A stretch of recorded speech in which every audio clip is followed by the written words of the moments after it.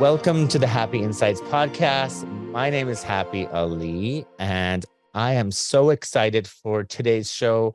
I have one of my dream guests on the show, Lee Harris. Lee Harris is an intuitive guide, a transformation teacher, a musician, and a channeler. He channels 88 beings known as the Z's. Am I saying this correctly?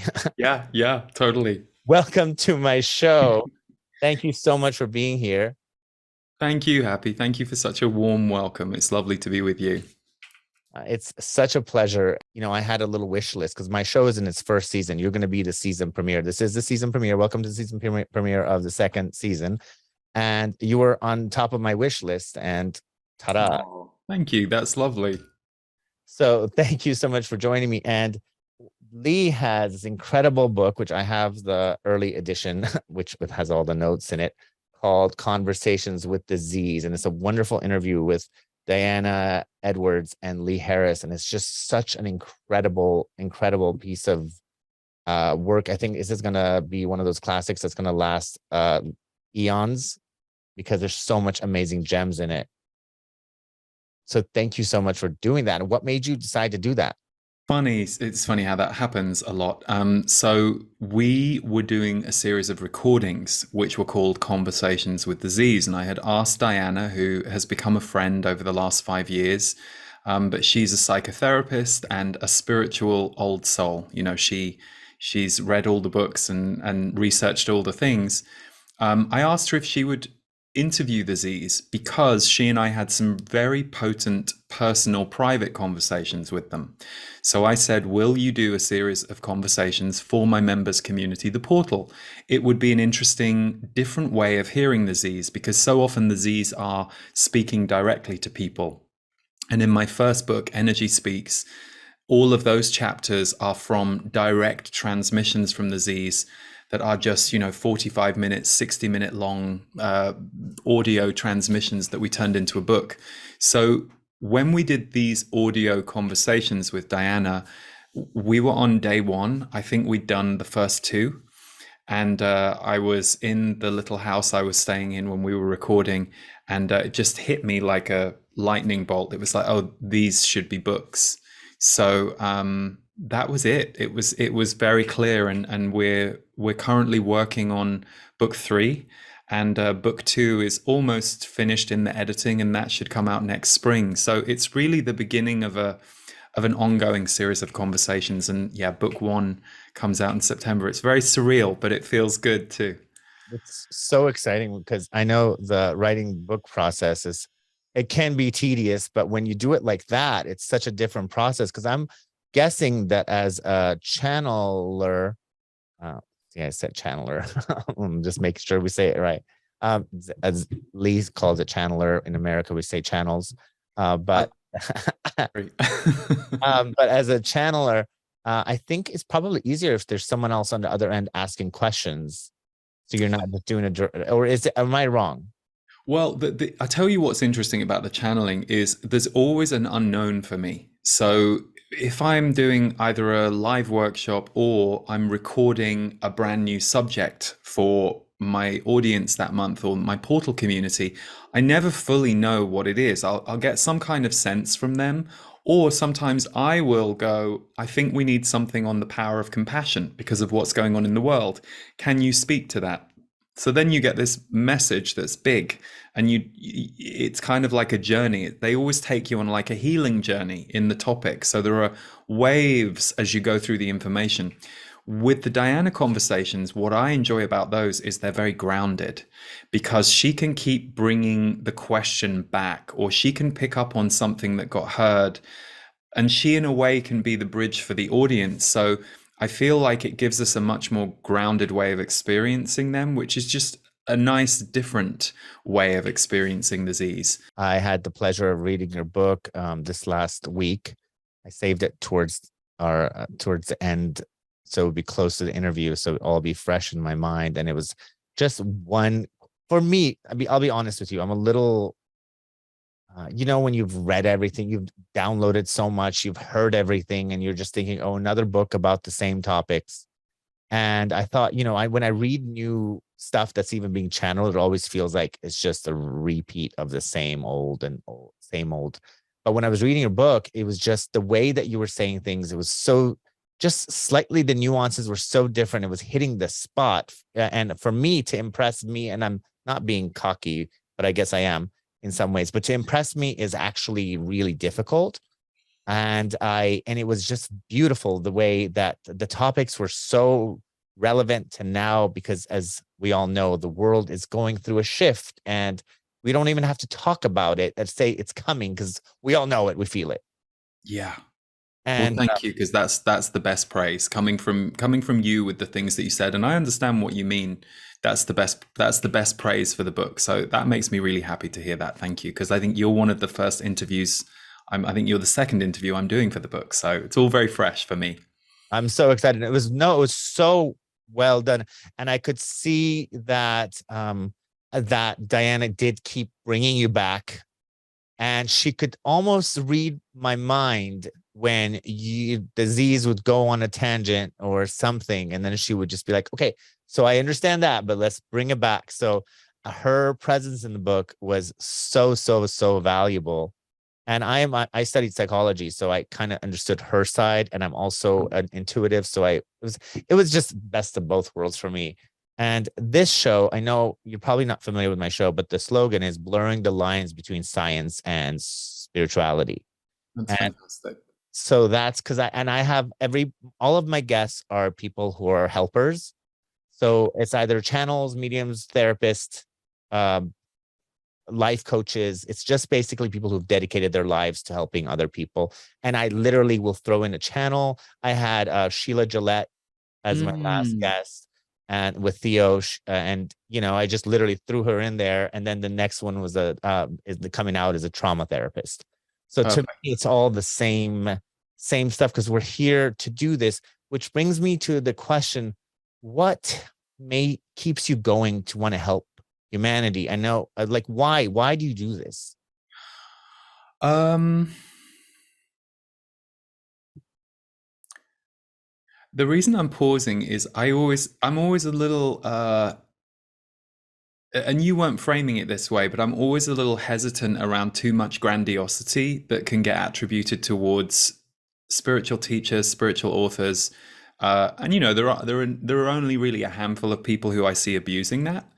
But I think for me, the helping humanity piece, it kind of happened to me. It's not like I was this incredibly enlightened uh, 20-year-old who knew exactly what to do, but I was compelled. I was compelled from an early age to, I will say, broadcast. Like that was clearly in my wiring. So whether it was music, which was something I was creating at the age of 21, or whether it was performance, I was very connected to the shamanic nature of theater. You go to theater and it's someone's playing out a story in front of you that you are empathically feeling, or the power of a movie, or I always knew that was going to be the way I would go because that was my resonance. And I think the helping humanity piece, it's an interesting one, isn't it? Because there are whole groups of people on our planet right now who would look at our world and go, well, that's not helping humanity. That's just a diversion. That's just, they're all delusional. There must be something wrong with these people. So I never think of it that way, to be honest. I feel very grateful that I get to do what I do. I will say that the reason I haven't stopped channeling, and there have been 4 times in my 18 years of doing this work as a job that I have seriously considered stopping channeling.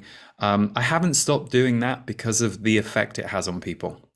And that's been undeniable to me, even though sometimes it would have been more convenient to put the channeling away and have my own private relationship.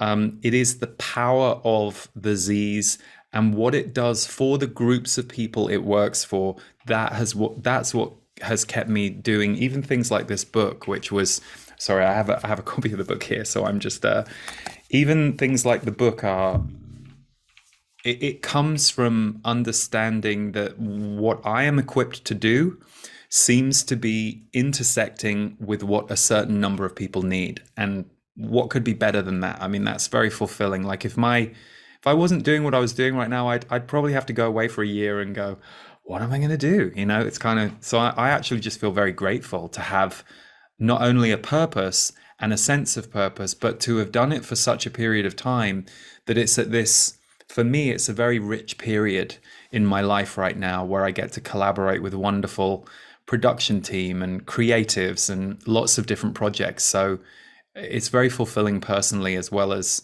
knowing that it's great that people like it and get something from it. And hopefully it can either bring a little bit of light to their day, or on a much bigger level, it can activate them or give them a way to go. I mean, that's what we're here for, right?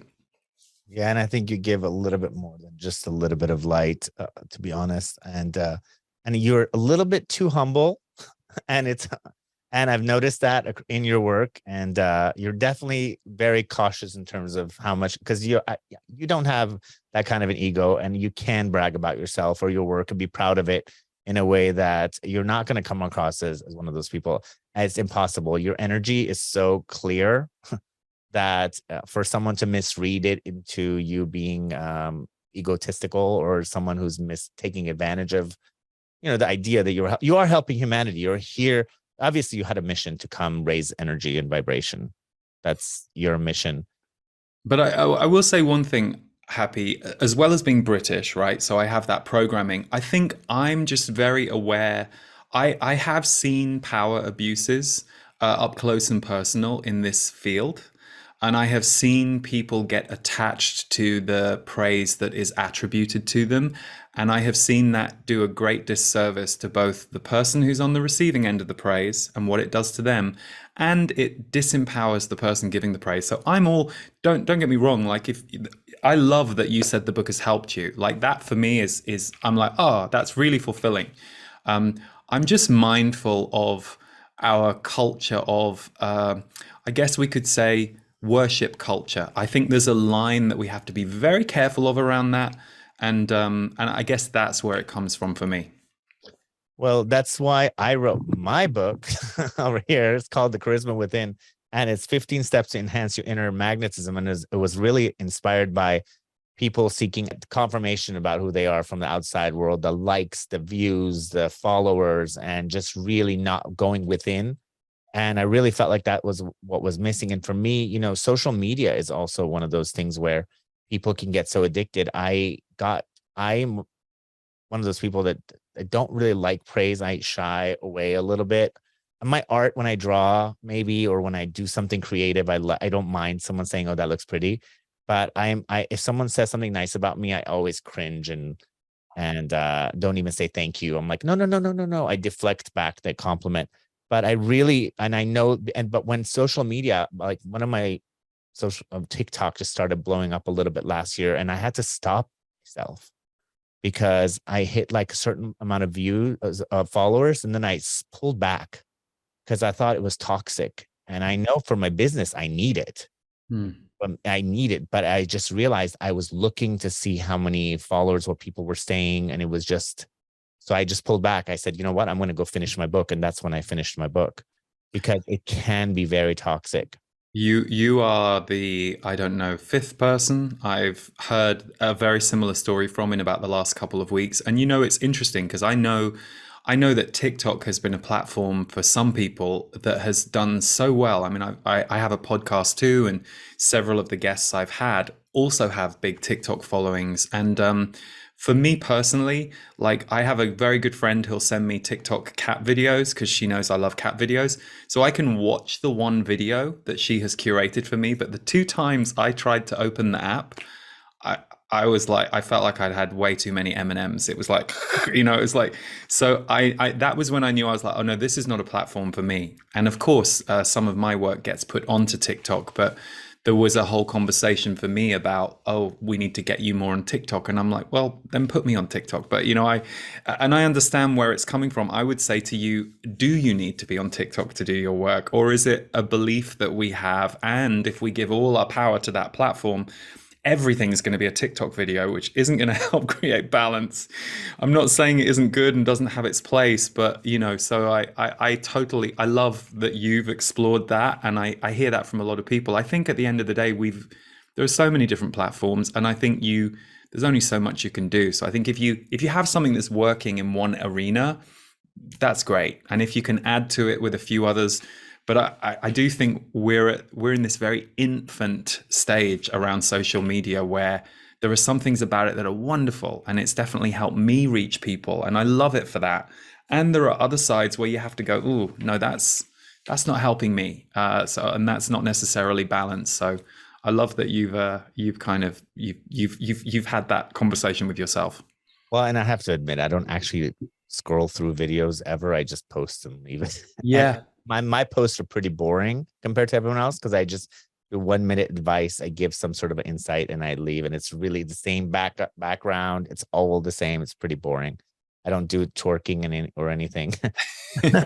Yeah, that's the thing, isn't it? That's the big. But those things are crazes too, and then the next craze comes along. So, no, I think it's good that you stick with your own integrity about what it is you feel you're here to do.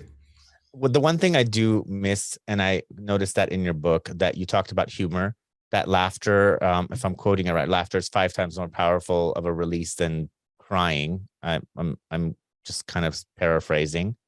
And with the spiritual work, ever since I've been doing this stuff, I feel like my humor has gone away because I think I'm a funny person, but when it comes to speaking, I feel like my humor is gone, and it's it's sucking my soul out where I don't feel like I can be funny. I don't know how to be funny and spiritual at the same time, and I haven't fused that together yet. And It's interesting you say this because someone I was talking, funnily enough, in the first interview I did for the book the other day, this came up because they were talking about the Z's referencing laughter and humor, and they were asking about humor in my work because this person had been with me live in a workshop room. And when I'm live in a workshop room, humor is huge. Like if I'm working on a stage with a group or in a room with a group, humor will be the thing that greases the wheels all day long. And sure, we'll get serious and there might be a heavy moment for a person that's being focused or whatever, but we'll always come back to humor. And I was saying, it's interesting, it's not quite the same on camera, and it's different. And it's not that you can't be funny on camera. And I really love, there are the spiritual comedians that we've seen kind of blow up over the years. And there was a moment when I thought, oh, should I do some of that too? Because I could. But then I was like, no, I'm gonna leave that to them, and I'll just keep doing it in my work.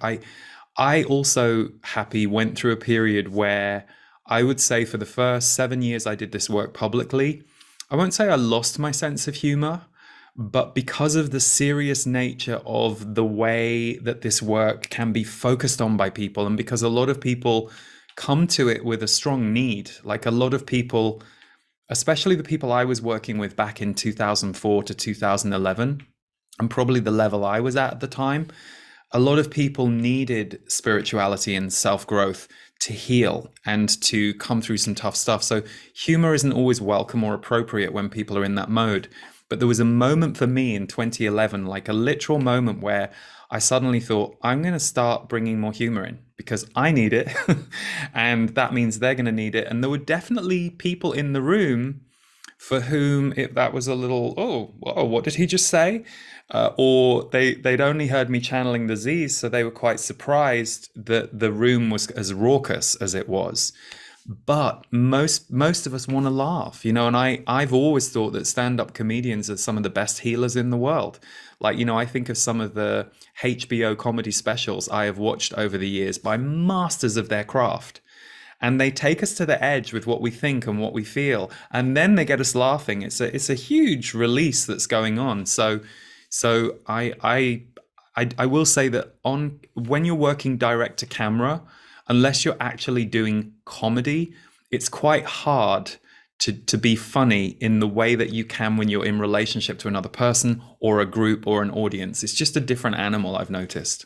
right, and I think humor, there's an element of surprise that happens when you kind of flip the script and people just are caught, and then you feed off the people. I've done seminars before where I've taught seminars, like 4-hour seminars, and I think half of it we were just laughing because I just, I get into it. And my dad was a stand-up comic when I was really young, and comedy is so much musician, and my mom's and the dad are both singers, and my dad was a comedian, and growing up in Iran, And so it's just in my blood. And when I can't make a joke, it's just so I can do every accent, for example.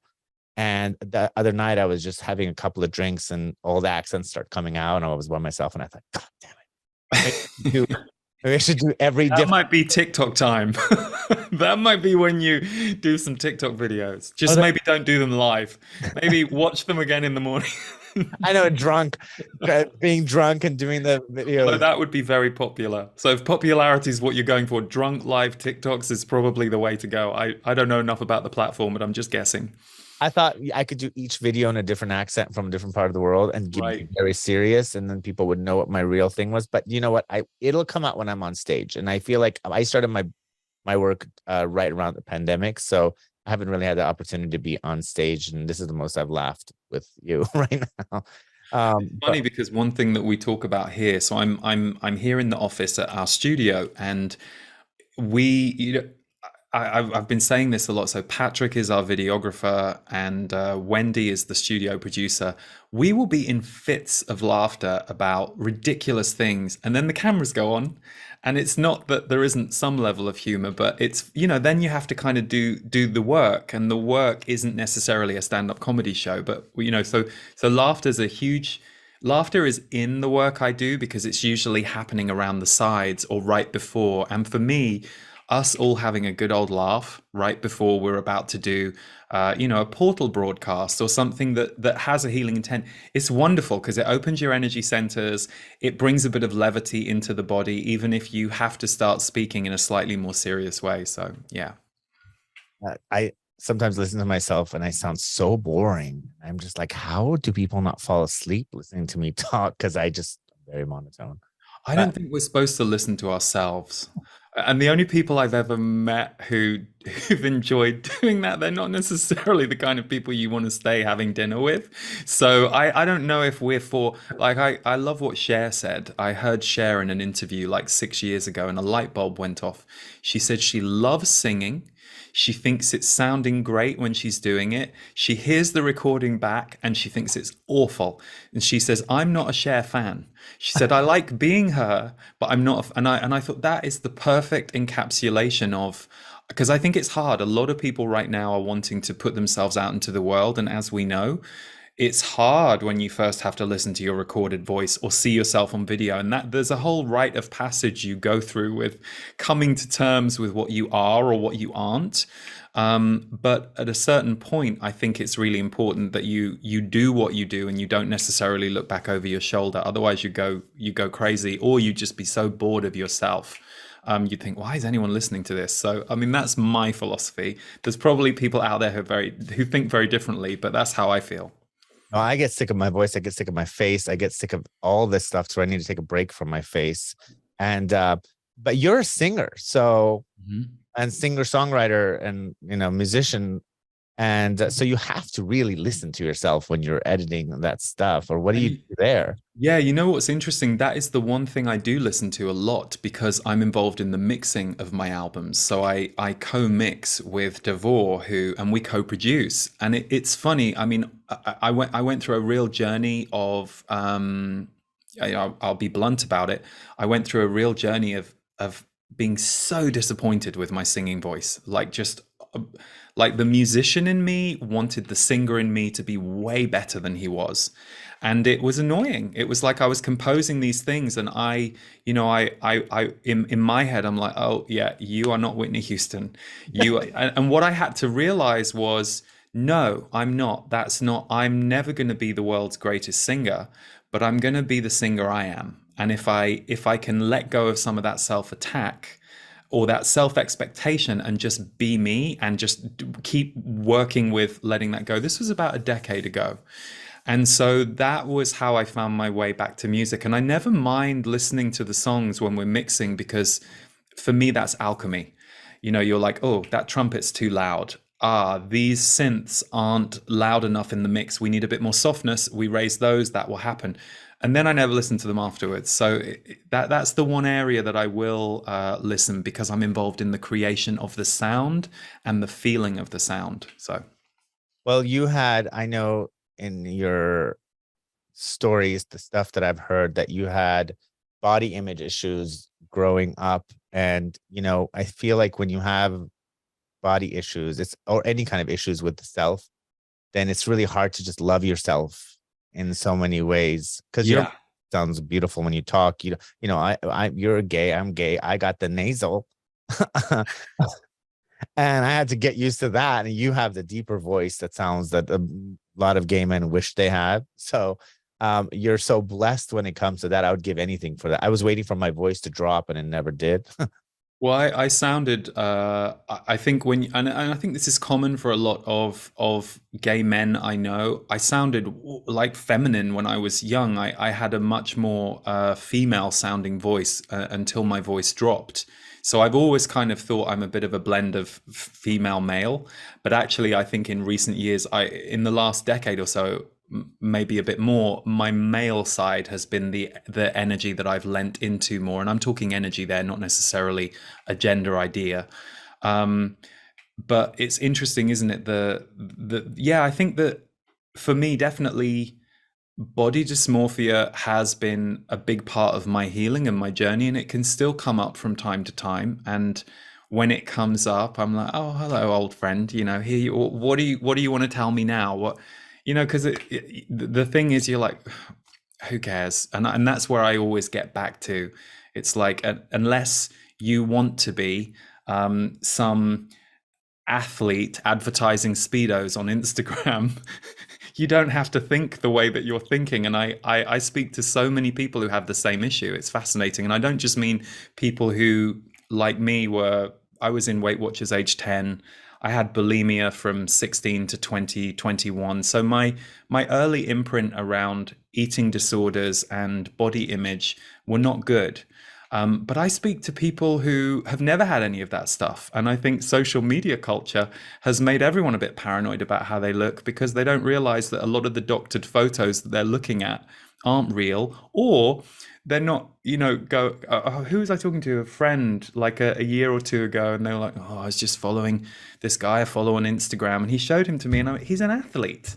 I said, so your choice is behave like an athlete every day and work out 2 to 3 hours a day and really monitor your diet, and then you will look like that.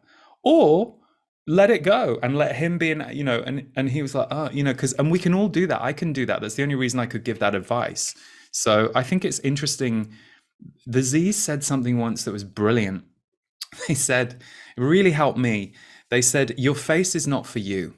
They said, your physical image is not for you. It's for the rest of the world.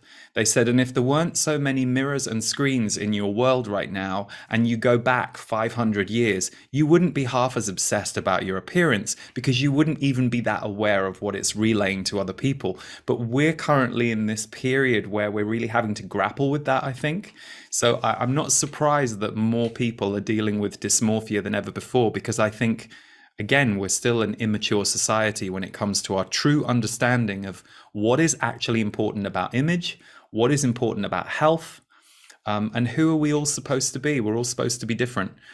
I'll say one last thing, because I don't want to go off on a tangent about this, but I was at the dentist a few weeks ago, and they were doing some work, and there's a TV up on the ceiling. I was like, oh, that's new. And there was this rugby team playing, and I don't watch sport, but they offered to change the channel. I'll see what this is like. I was fascinated because on this rugby team, everyone's different. There is the very tall, lean, muscular player.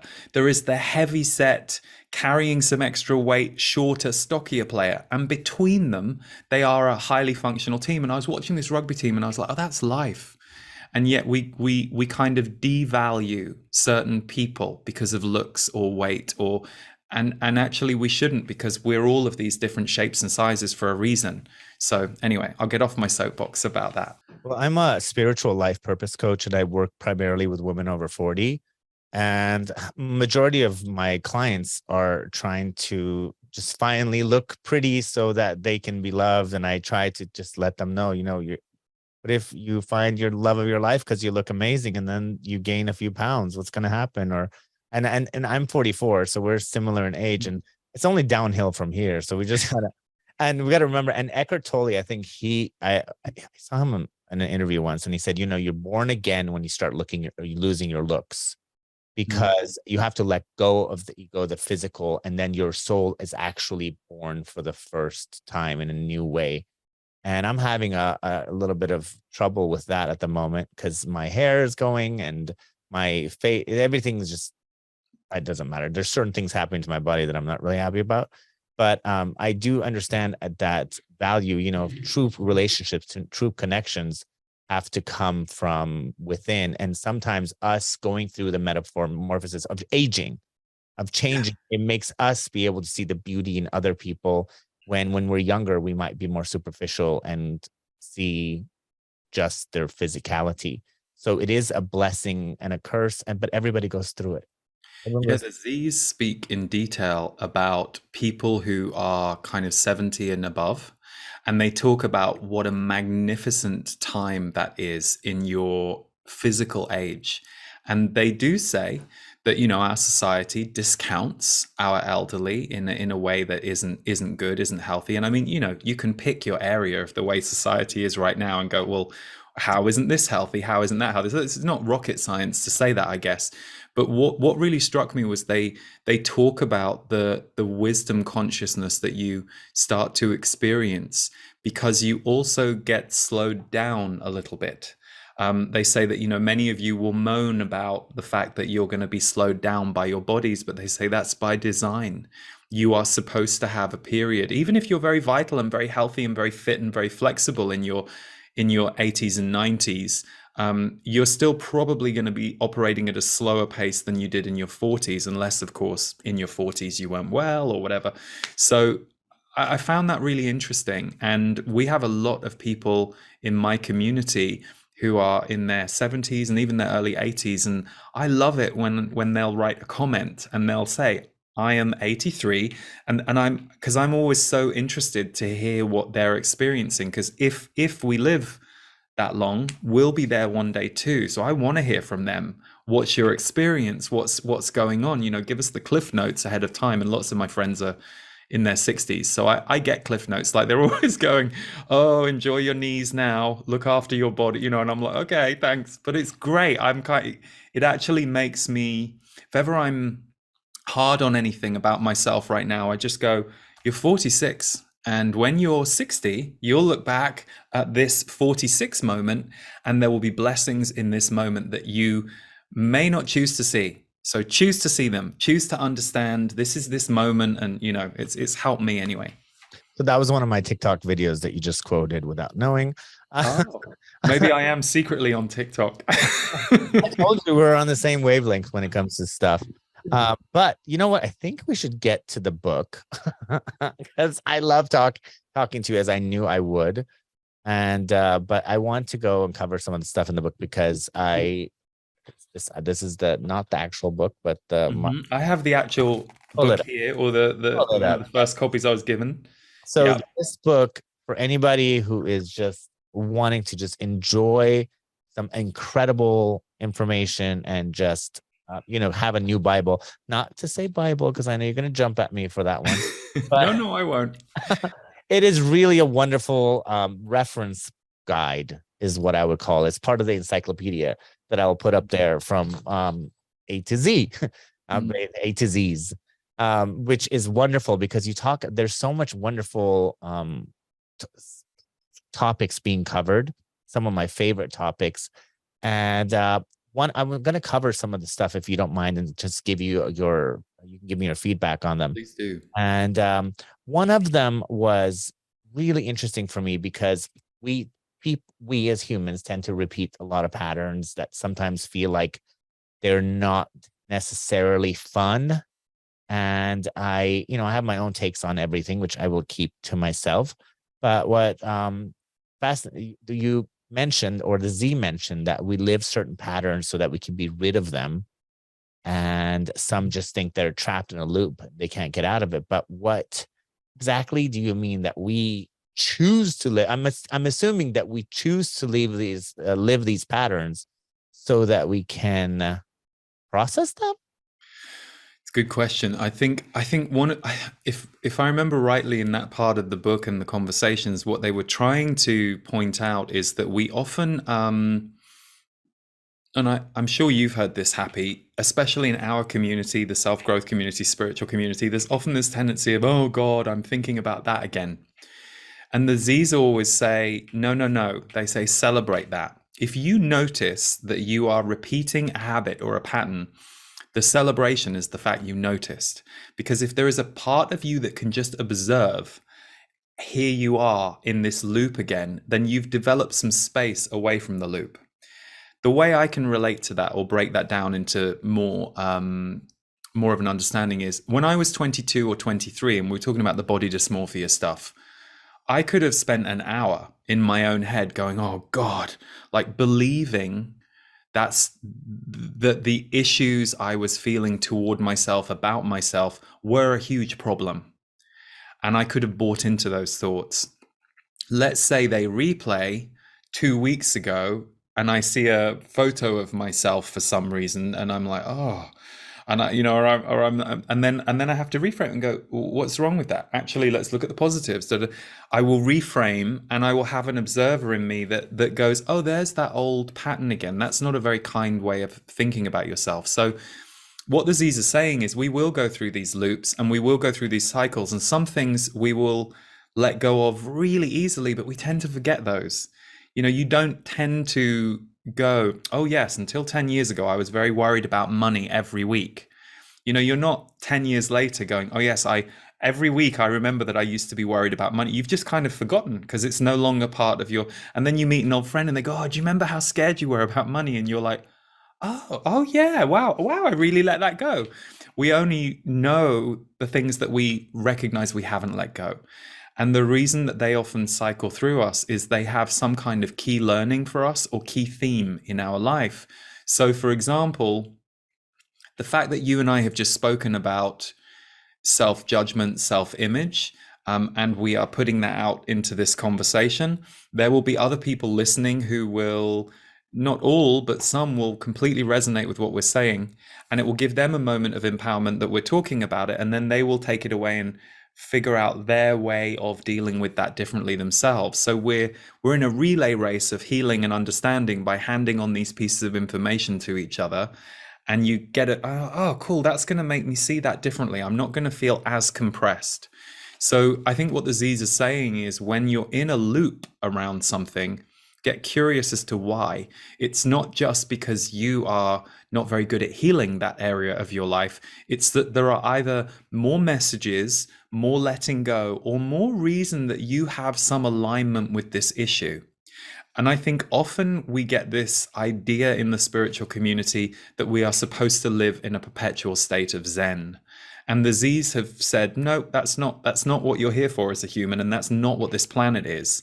So there will be increased states of Zen overall and increased practices that we can develop that give us Zen, that help us stay balanced. But part of this dance for us being on the planet is to be a part of the healing of the planet, including our own.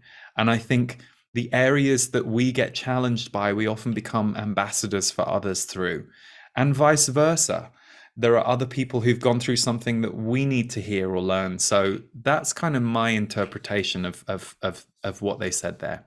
And sometimes I think about addiction a lot. I think about addiction because when I think of loop, and I had issues, well, have always, I don't know, so far, with just extremism when it comes to addictive tendencies.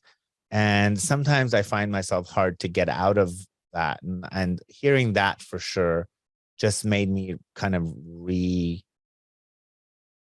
reframe the whole concept of being trapped in a loop. And I thought, okay.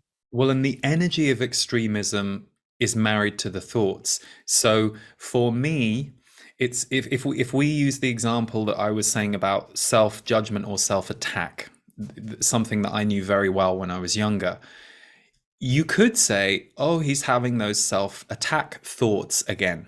Sure, that's one part of the equation, but he's also having those self-attack feelings again. The feelings that the self-judgment thoughts would put me into would be depression, feeling less than. So those feelings had been born in me at a young age, and I had found thoughts that matched them. Or other people had said things to me that created those feelings that I then carried on in my own mind by repeating those thoughts as if they were my own. So I think it's always interesting for us to look at it from that standpoint. Like, are we addicted to the thoughts or are we habituated to the feelings? So for you, I don't know you well, but you clearly are a high energy person, even if you're probably, as you said, more balanced now than you've ever been. So it would make sense that you would be extreme because your energy would be strong. And for you, feelings were strong and energy was strong and awakening was strong. So I think for all of us, because we're not necessarily living in a balanced world, we have to find our own way to balance. And if our early lives or our childhood support system or our teachers or education aren't putting some attention to that for us or giving us ways to help us grow in that area, then like most of us, we come out of our childhoods, even if we had a good family and a supportive family and a loving family, there's something we're missing and there's something that we need to go and heal and balance and find for ourselves. So And you know, in the book you said, or they said, that awareness is a precursor to change. And I think that's so powerful, because awareness to me is when you step out and you see the situation for what it is and you don't judge it. yeah. And I notice, you know, I'm a very strong, powerful manifester. All I have to do is think, and, you know, it's there. I can make anything happen. That's my superpower. And I think it's all our superpowers, but I've tapped into it. And you know, when bad things, when I do destructive things, like the manifestations is really powerful too. And I realize that when I, even if I do something that I feel is destructive, if I step out of it and I'm more aware of it and I don't judge myself, the bad stuff doesn't come. Mm. It's just happening. I'm like, okay, I'm doing something. I'm observing. Okay, this person is doing something not necessarily good for them, but let's not judge them. Be nice to this person being me, but I'm seeing it from a a different perspective. And I don't have to live out the cycle of losing things. Bad things happen, so I actually just glide through life because I'm not judging. And I notice I can create positive things even in a negative uh loop, Mm. because I my consciousness is on a different level, which is fascinating to me, which is kind of recent when I realized that you don't have to go through the hell of the repercussions. You know, the universe is Yeah. always bringing back to you. So if you're aware, in my opinion, or in my experience, then your awareness is where you attract from, not your behavior per se. Yeah, and developing awareness allows you to move beyond behavior. But until you have awareness, you're going to believe in your behavior. It's like you're just going to think that's all you are. And so that's where cultivating awareness and mindfulness are huge if you want to start to evolve. And I also think there's another piece to it, which is there are, for all of us, we go through big evolutions in our life. Let's say you suddenly get the dream job that you've always wanted, and it happens really fast. And it happens after a toxic career that you were in, or a toxic work environment. It's okay that 2 to 3 months into that job that you absolutely love, that you suddenly go through a week or two of grief or depression as a kind of underlying background thing, and it catches your attention. You're like, this is weird because everything's kind of good in my life. Why is this feeling moving through me? And if you really just zoom out for a second, you go, oh yeah, that last job was really hard. And yes, this one has replaced it. And because this one has replaced it and is allowing me to create more space in myself, now my body goes, okay, great. We need to get rid of some of that grief. We need to get rid of some of the heavy energies that you were having to hold on to in order to stay in resonance with that job. Now we can let it go. So I think sometimes we have this idea that we move into a better vibrational state and it should stay the same. But often what happens is you move into a better vibrational state, and at some point you are going to then excavate some of the lower stuff that was being held in the previous scenario. And that's okay. And provided you're mindful around it and you go, oh, I think I'm letting go of some stuff. And like you said, you're not judging it, you're not afraid of it. It can just move through, and it's part of the evolution process. which brings me to the topic of grief, because you covered that in the book as well. Because I lost my son, Mm, and I think the part of me that was born from that is so incredible. And I was very aware of what was happening when it was happening, because my identity was destroyed, and I was, your child is another thing, because it's part of your mm, mortality, your identity. You just wrap your ideas around your children, and then when that dies, your identity dies. And I knew at that moment that it was just this fertile ground for something even more amazing to grow. mm. And it was so weird, because people would come up to me and be like, "Oh, I can see why that happened to you, because you are the person who can totally make something great out of it." And I was like, "Fuck you. Yeah. I don't want to go through this." And I remember, but I realized that it is those dark times, and especially grief or something heavy like that, that if you allow it and you see that image of who you want to be, that it actually gives you stronger muscles Mm. to be able to become something better. And I feel like the book said something along the lines of grief creates a place for rebirth. Yes, yes. They call actually I have a recording called Grief the Great Transformer, which came out in April 2020. And that those words come from them because it's a channel from them about the transformational power of grief. And in it they said that as a society we are going to get more in touch with grief in this coming decade. Now, of course, in the human mind, that tends to make us scared. Oh God, what does that mean? Does that mean lots of bad things are going to happen? I can't tell you what that's going to look like, because often when you're talking about future energetics, it can show up in many different forms and reasons as to why it happens. So in the book, there's quite a lot about grief and about the spiritual awakening energy of grief. And that's not to say that when you're in grief, a bit like when you said the people who were saying to you, "Oh, this is great, you're going to make something great of it."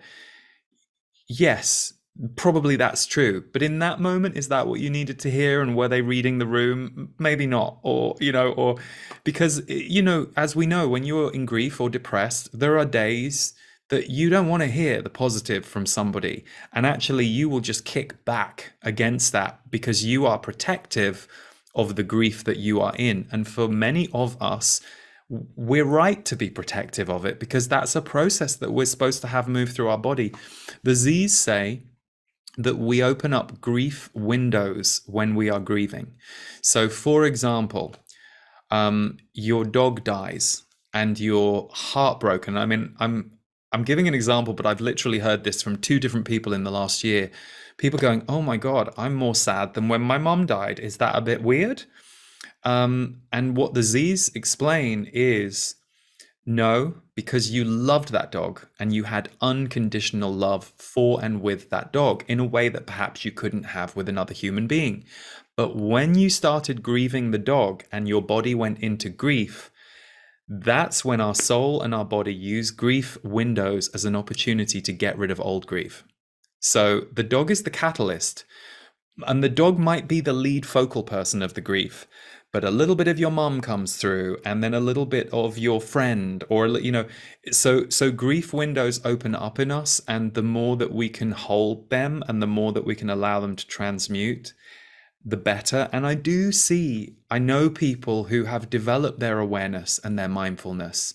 And I also know for me now, I went through terrible, terrible grief, the kind that made me not want to be here on the planet, and I didn't know if I could handle being on the planet. About 11 years ago, no, more than that, 13 years ago, and it brought me to my knees. I'm sure there will be events in my life to come that will bring me grief. I have no doubt, because that's part of the human experience.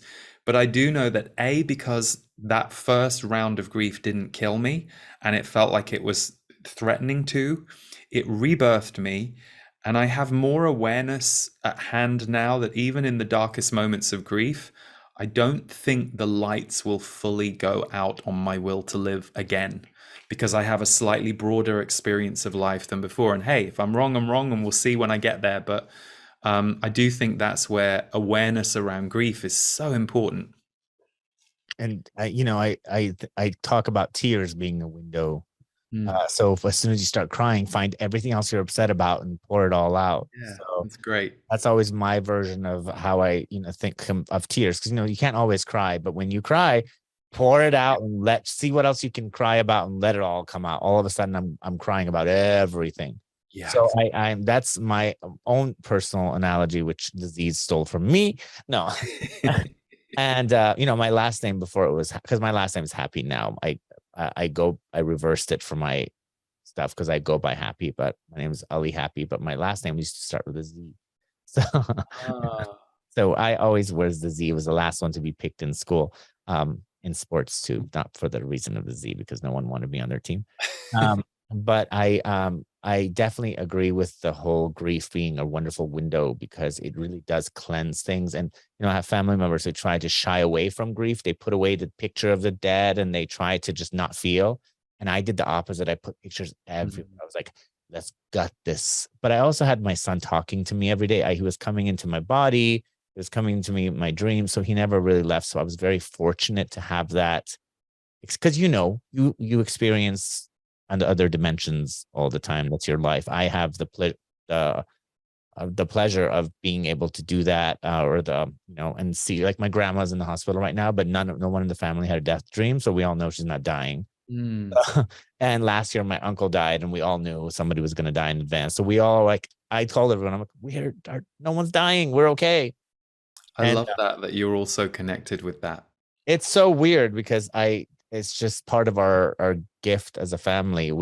And by the way, I just want to tell you something. I have been trying to verbally channel for 20 years. Ah. And when someone like you says, well, I think I want to stop channeling, or I've thought about it, I just want to, like, slap you across the face. You're like, what the, are you kidding me? Like, I've been Well, trying then I'm glad we're on Zoom. to because for me, I mean, I last year I started actually verbally channeling a little bit, and I freaked out a little bit, and I sabotaged it, because I started questioning whether it was real, because it felt like I was just talking, and I would listen to it. And I'm like, am I making this shit up? And I kind of sabotaged it and pulled back. But the cool thing was, I had my eyes closed and I was kind of pressing on it. And as I was receiving information, I could see in sequential order every color of the chakras, and it would come red. And I've never been able to replicate that, only when I was receiving information. I Interesting. thought that was really freaking fascinating. So, but I want to go back to that. And I also didn't like my voice, because it just sounded too soft. And I'm like, oh, fuck. So I started judging myself. And speaking of voice, I actually had a boyfriend who told me if I had a different voice, he would marry me. Oh, And we were talking about well, the thank God you didn't get married to him then. fuck no. And I ended up, and now when I make my meditation audios, my voice is perfect for those. And I'm a hypnotherapist too. Mm. That's really, so I realize your voice has a purpose, or every part of you has a purpose in the right content Yeah. context. And we are so trying to fit into this other mold that we're if we just try to find out who we are, our voice was designed for us to express ourselves. No. And it's interesting hearing you say that about me wanting to stop channeling, because I watched a few years ago I watched a documentary about Joan Rivers's life. I can't remember what it's called. Anyway, it was a very interesting documentary, and in it, she really wanted to be an actress. I had no idea, and she never cared about, or she said she didn't care about her success as a comedian, because that wasn't what she wanted to do. Now, of course, I'm sure she was glad she did it, and it gave her a great life and everything. And it was an interesting moment for me, because I was watching that documentary and it took me back, and I thought, wow, I really wanted to be a singer-songwriter in my early 20s. And I never wanted to be a channeler. And I was trying to get into the music industry, because at the time the music industry was the only way you could really do it, and I wasn't having much success.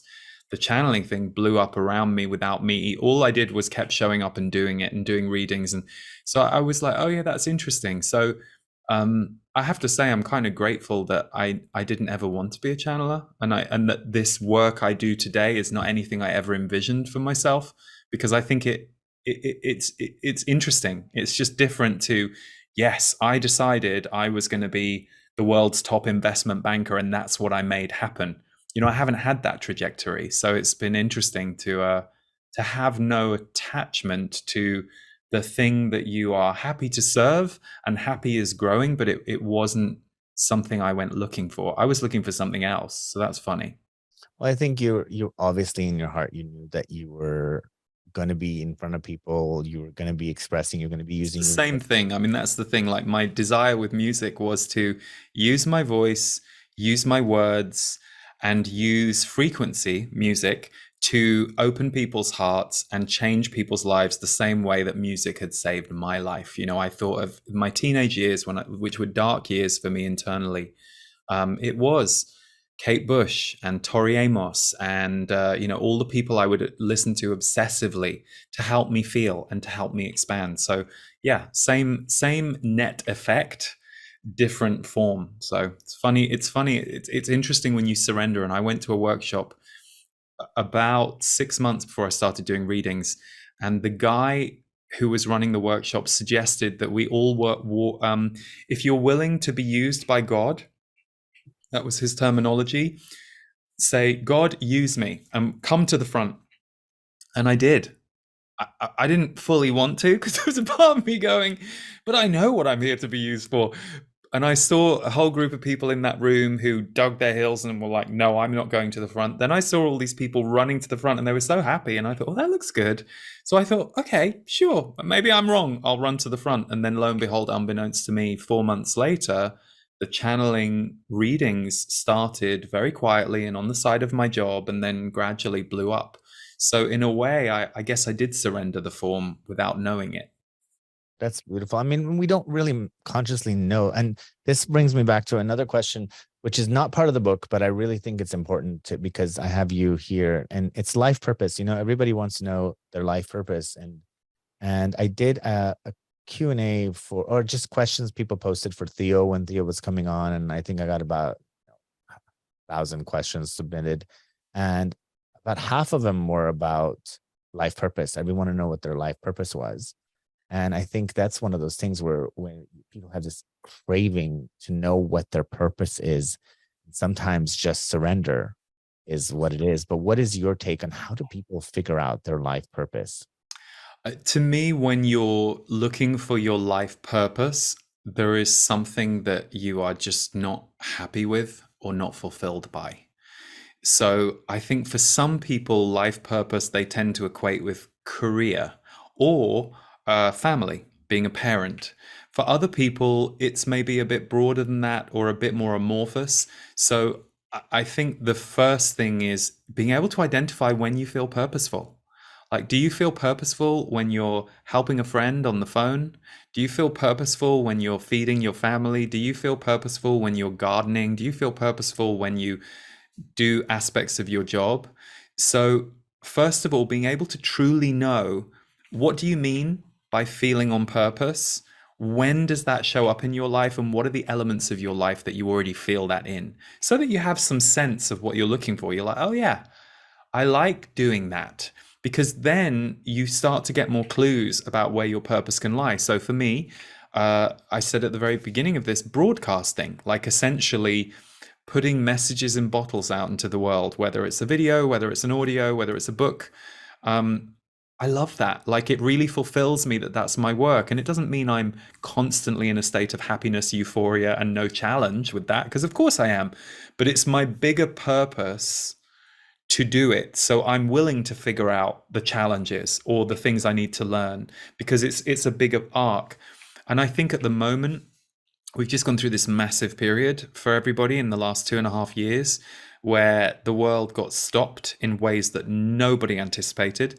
And I think it was a come to Jesus moment for a lot of people around their life, around their relationships, around the way they were living. And I think for all of us that was true, but I think for some people more than others. For some people it was like, oh, hang on a second, I've just been on autopilot and I didn't even realize. And now all the things I took for granted have been taken away.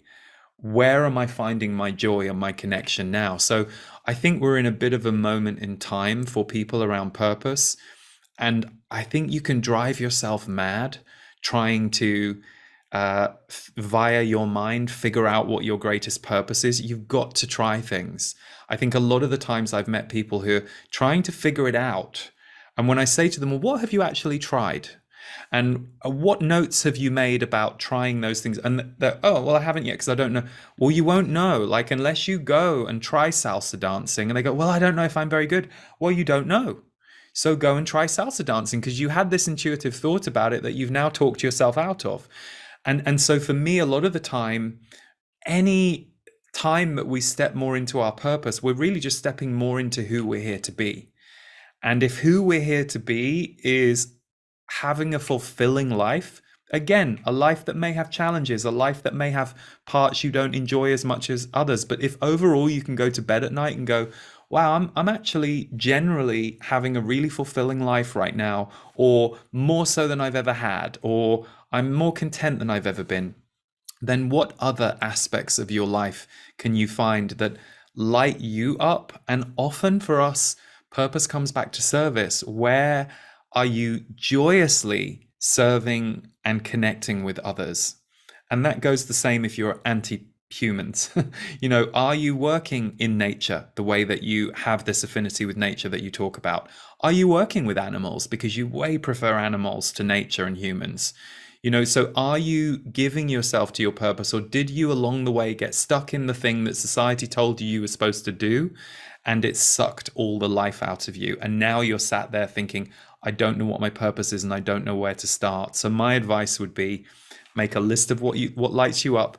Notice, tell me about the happiest parts of your life right now. Even if you can't even call them happy, you can just call them not painful like some of the other stuff. Tell me about the happiest parts of your life. Go back to your childhood. What lit you up as a kid? There might be some clues back there that you've abandoned.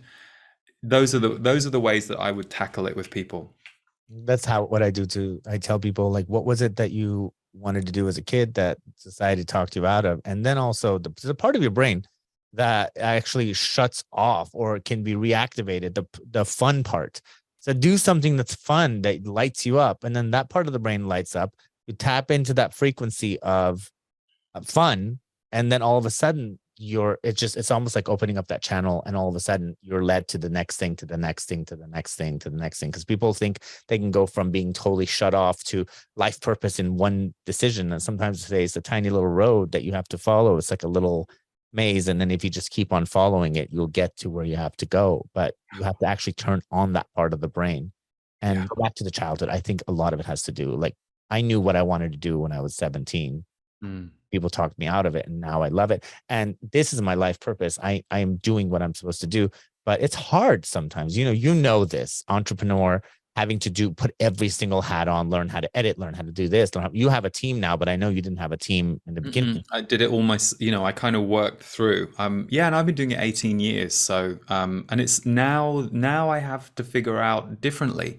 How do you lead a team? How do you inspire a team? Kind of all of those things. So, yeah, but it's great. I mean, I love it, and I'm very grateful to do it and to be in this position to do it. I mean, it's been a growth journey for me all of its own. Well, I'm really happy that you exist. Thank you for doing that. I really am. This is definitely on my bucket list kind of things, to have a nice conversation with you.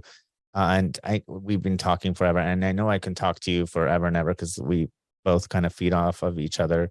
That I want to ask you like one last question, maybe, and then I want to wrap it up as to respect your time, because this could go on forever. And I Yes, no, I will. I will. We will need to stop now, actually, time wise. very shopping. Yes, I watched a time and I thought this is Yeah. the only thing I wanted to finish, because I do want to finish on this, was you have talked about romantic love and how it takes over people's lives, and people just get so obsessed with having romantic love, and without it they don't feel complete. And Aziz have talked about how we've kind of blown it out of proportion, and that love can come through us. If you want to finish up with that, I Yeah. think a really good one for so many people, because I know so Mhm. many people seek us Yeah. for how do I find the one? It's interesting. Yesterday, Stephen and I have this members community, the portal, and I put video diaries in there that are just private kind of riffs on things that are really just for that community. And I invited Stephen to do a video diary with me. We did it last year. It was very popular. So we took questions about our relationship, and it was great. And one of the questions we were asked was, how did we get to the place where we were ready to find each other? And we both shared those stories, and we both said we'd let go. We, after many, many years of like trying to find the person, within the 6 to 8 months before we met, we had both for the first time started to consider, well, maybe we're wrong and there isn't a person. And we just need to just let that go and just live our life. And, you know, whether it's just having great friends, having a series of lovers through life, but none of them stay, you know, whatever it is. And that was very different for both of us. And of course, lo and behold, then you meet the person. Well, the Z's were very specific about something a few years ago in a workshop room. And it comes up again in these conversations. They say that we as a society have, well, let me disclaimer it first, because it's important I disclaimer it. It is true for most human beings that romantic love with one other person, or I know there are more forms of couples these days, so maybe you're in a relationship with two other people, or the love a parent has for a child. They are often, not always, but they are often the most profound ways that we have relational love on the planet at this moment in history, or the way that we as a society will view those relationships, or we will put them up there. Of course, the truth is there will be people who don't have a romantic partner, have never had a kid, and they just love their best friend, and their best friend loves them. And, you know, so that to them is the peak. So that's why we have to be careful about boxing those kinds of statements. But if you look at the consciousness in society and how we talk about love, those relationships tend to be elevated as the biggest. The Z's say if we were a more tribal society, we would not care about romantic love the way that we do. So the way that many of us use romantic love at the moment is to heal. And it's not just that it's a beautiful thing to be in companionship with someone and share your life with them, much like having a best friend is crucial. Like, you know, I think of the times I was without a partner, and my friends and my family, vital. That's kind of going back a bit more to what the Z's say. They say that if we were more of our soul essence in the way that our society is organized, we would live more communally, and we would feel fulfilled through that communal love that we would receive from the tribe, and we would not be as quick or as needy in singling out the one intimate romantic partner. Now, I know for me, boy, I went through a lot of lessons when it comes to romantic love, and I was seeking it. Like, you know, I look back now and I'm like, oh, I was seeing romantic love as the solution to many of the issues I was carrying. And maybe for me, that was the right path to go through all those zigzags to get there. But it's interesting whenever I hear the Z's say that, because I don't think that's going to change super fast in society. Like, I don't think in 10 years' time, we're going to be a very tribal society and everyone's going to have let go of these forms. But I think in a weird way, what we're seeing in the world right now is, and what can be challenging to many people who have a more traditional mindset, is we're seeing new kinds of relationships and even identities. You know, people are creating their own way of being identified now versus what many of us grew up with. So we're seeing some of that begin to slowly permeate. And yeah, I found that fascinating that the Z's say we over glorify romantic love. And I know one thing I will say that's true for me about being with Stephen for 7 years. And I hear this from other friends who've been, you know, some couples who I've known who've been together 50 years. There is something lovely about knowing somebody for that long and going through all those things with them that's like rings of a tree get added. But it does make you think, God, imagine if we were that open and supportive with each other all of the time. Now, that's a dream because that's not probably achievable right now. But if you think of it that way in terms of oneness, oneness is you would treat everyone else with the same respect, love, and care that you hopefully treat your partner or your child with. And I think when we don't treat our partner or our child that way, we're just mirroring the wounds that we have in society and the wounds that we inherited and the wounds that exist in the world. And so I found that very interesting that they weren't putting down romantic love or the love that a parent has for a child, but they're saying these are the ways you will tend to allow yourself to be more unconditional. And if you were tribal and unconditionally tribal, the world would be a magnificently different place and you would feel more connected. So I find that interesting. There are communities or civilizations or countries where they are very it's I think it's called their psychological terms called Gemeinschaft. There's Gesellschaft, Gemeinschaft, and which is one is communal, one is individualistic, that we are. There always seem to be happier, more supported, and Yeah. hopefully we go back to that. And I have like 10 best friends, and we're all like a network, and it's really helpful, especially when you're down and not everyone's available.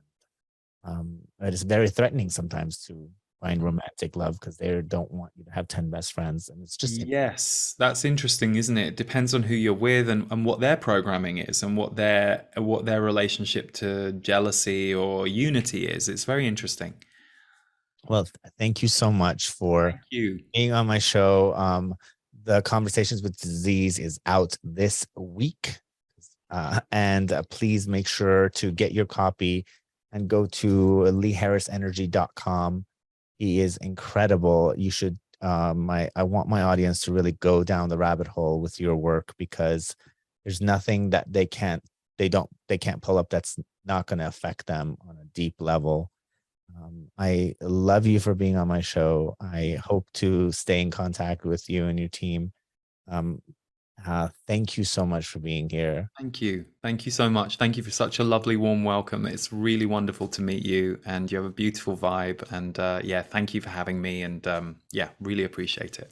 Of course. And please make sure to write a review or write a comment. And I love you so much for the other audience for tuning in and listening or watching. Thank you. Goodbye.